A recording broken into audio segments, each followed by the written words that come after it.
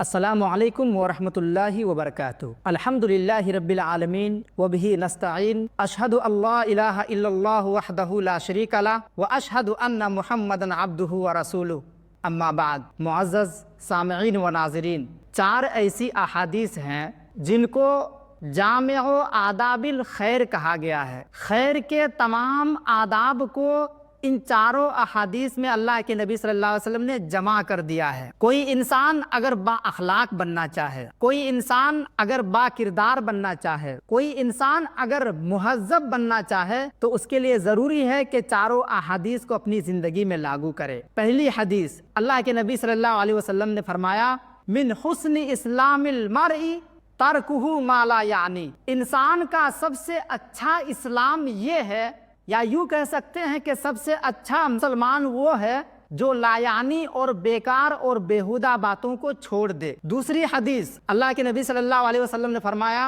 لا یؤمن احدکم حتی یحب لاخیہ ما یحب لنفسہ، کہ تم میں سے کوئی شخص اس وقت تک کامل مومن نہیں ہو سکتا یہاں تک کہ وہ اپنے بھائی کے لیے وہی پسند کرے جو اپنے لیے پسند کرتا ہے۔ تیسری حدیث، اللہ کے نبی صلی اللہ علیہ وسلم نے فرمایا، من کان یؤمن باللہ والیوم الآخر فلیقل خیرا او لیصمت، کہ جو شخص اللہ پر اور یوم آخرت پر ایمان رکھتا ہے اس کو چاہیے کہ وہ اچھی بات کہے یا پھر خاموشی اختیار کرے۔ چوتھی حدیث، ایک صحابی اللہ کے نبی صلی اللہ علیہ وسلم کے پاس آتے ہیں اور کہتے ہیں، اللہ کے نبی مجھے نصیحت کیجئے۔ اللہ کے نبی صلی اللہ علیہ وسلم نے کہا، لا تغضب، تم غصہ نہ کرو، تم غصہ نہ کرو۔